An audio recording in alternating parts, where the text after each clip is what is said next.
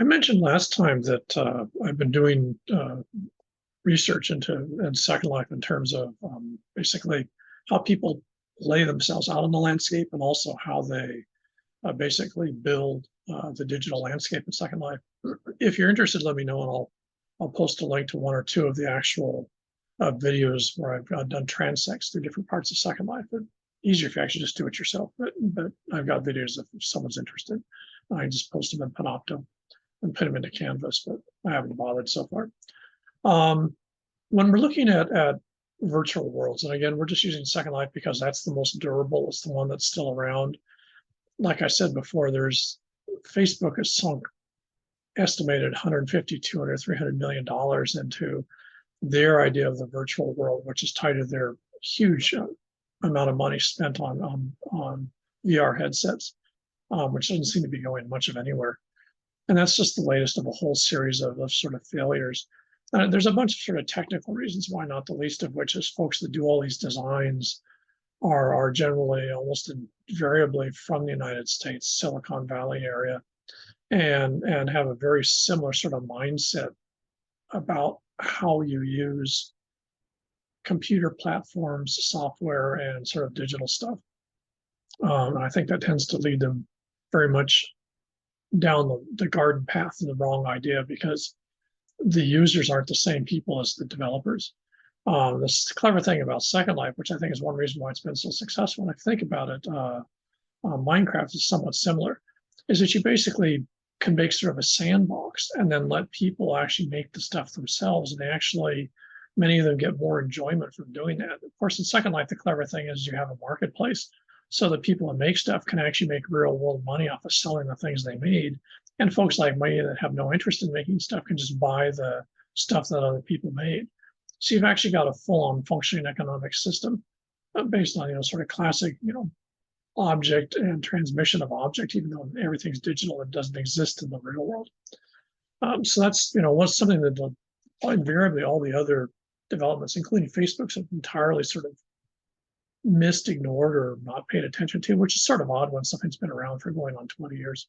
Anyways, one of the key things when and leads to folks like me studying in Second Life is that you have to remember that in Second Life, people's references, whether it be for objects, whether it be for symbols or whatever, are going to be based in their cultural background. We will always interpret the present based in our past. And so when you're looking at Second Life, on one hand, yeah, it's digital, yeah, it's on a computer screen, it's a software platform.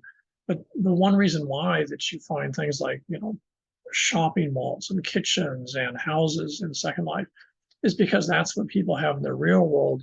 And if they're going to exist, at least temporarily, or play in another world, they want it to have the very same things or a lot of the same reference points that they do in the world to actually exist in.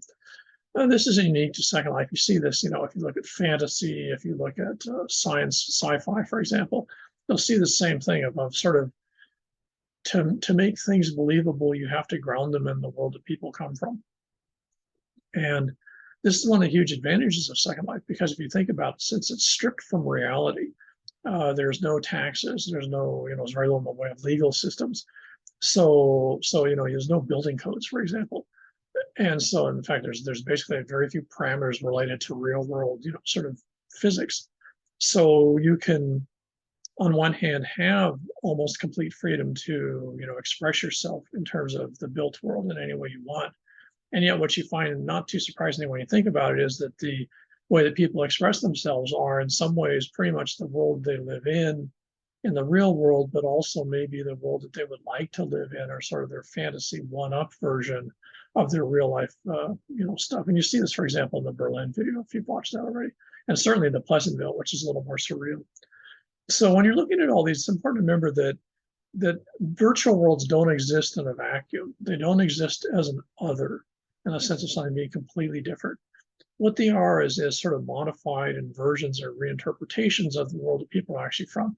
And this is one of the great advantages, because it's something that's digital and sort of 2/3 dimensional and can be recorded. If you're looking at this, you actually can get some significant insight into how people actually see their real world, just by virtue of how they're manifesting it when they have much more freedom. The fact that it's most of Second Life is actually very conservative in terms of what you actually see in terms of the landscape.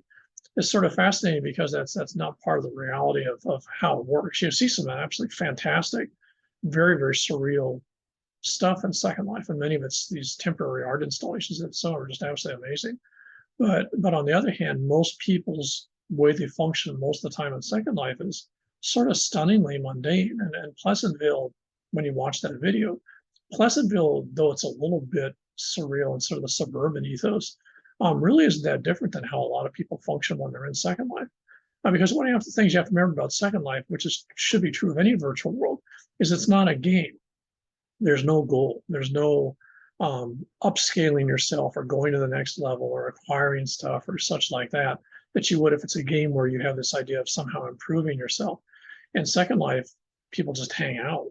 And that's one reason why a lot of people that try Second Life leave it, because they think it's digital, it's got to be a game platform, and therefore when nothing happens, there's no things to do. There's no, in the sense of, you have to save this princess, or you have to kill this dragon or whatever. There's none of the stuff that you get in a game. So there's no motivation to do X, Y, or Z unless you feel like it. And that, sort of unplugs a lot of people in terms of why they would be in Second Life. That's one of the critiques of Second Life. Some of the older versions like Sims and such like that had some parameters that were similar to Second Life, but in many cases they also had the idea of improving yourself as part of the goal of the game. That's one reason why there are more game platforms. So when you're looking at this logic, this is one reason why it's useful. If you go back and look at Miller's work, especially the really nice website that I strongly recommend, the Why We Post, that's done from University College London, where he works. That's a very complex study of social media cross-culturally that's been done. They're still doing it, I think now, 10 years later, maybe something like that. One of the huge things that's really important to understand that they found is that social media platforms, Facebook, Snapchat, all the rest of the stuff, don't actually shape the way we interact. From one culture to the other, people use these in ways that are culturally appropriate to them. So Facebook, and then a lot of their studies have noted that, for example, Facebook, even between places like Brazil and Chile, two countries that are next to each other, is radically different in terms of how people use that software platform and what they use it for and how they, their interaction, sort of exposure to it. And I think one of the problems you get, especially in the United States, is some sort of assumption that because we use Instagram or TikTok or something in a particular way, that's how it's used globally, when nothing could be further from the truth. Second Life is really interesting because on one hand, it's universal in the sense that everyone's on the same platform because they're actually interacting with each other. So it doesn't matter if you're Japanese or American or Brazilian or whatever, you're all in the same Second Life. So there's a universality that's sort of missing, say social media, which tends to be much more sort of constrained. On the other hand, it also means that if you've got someone who's Brazilian that wants to live in an American suburban bungalow, and someone who's Korean who's living in an American suburban bungalow, and someone who's from California living in the same bungalow in Second Life, you end up having to really think seriously about, well, those folks are coming from different cultural world experiences, so they must have different logics or reasons why they want that to be their residence. And that's certainly true. And that aspirational part, there's been basically no research done. It could be done. But one of the aspects of the virtual worlds, especially like Second Life, is because they were seen as entertainment, there's been a real anthropologists, geographers, social psychologists, everyone have been very leery to study this because it's not seen as real study because it's not, quote, in the real world, unquote. I mean, see, much of the same attitude till very, very recently about studying the social and emotional impacts of social media, because it was seen as one, a temporary fly-by-night phenomenon, and two, it was also seen as very much, well, the flavor of the week's going to be different next week. So there was sort of an assumption, very false, that it really wasn't worth the time to study versus studying a real family interacting in the real world in, say, Des Moines, Iowa, or something like that. And that's one of the huge problems that you have in doing this type of research, is that you really don't have a lot of colleagues and a lot of intellectual depth to the work that's been done today or the work that's actually going on. I've never quite understood why, especially as a geographer, but as far as I know, there's only about 4 or 5 geographers like myself that even are interested in virtual worlds, especially say Second Life. More anthropologists are because they see the development of social groups and social networking and how quickly that occurs as being a real important model for the development of social and cultural grouping in the real world. So anthropologists have actually been more into virtual worlds, especially Second Life, than say the other social disciplines. But even then, it's not a mainstream area of study, which is sort of dumb when you think about it. But that's sort of the way it is. So what you get when you look at virtual worlds is that on one hand, there's a consistency and a commonality to them because they're based in people's referential world, which is their real life. On the other hand, they allow people, or in most cases, if they're going to be popular, they have to allow people the freedom to express themselves and interact and act and live in ways that are what some would be called escapist because they can't do them in the real world. And you see a lot of that, especially if you look at the Pleasantville episode. That's one of the reasons it's a fascinating documentary. So in that context, one of the problems you get into is if you're looking at conceptual patterns, is traditionally in the American concept, we really don't have the idea of discrete differences. Everything is seen as sort of like going up an escalator. You go gain or lose height, but you're not really changing. And so that's why if we segue ahead here,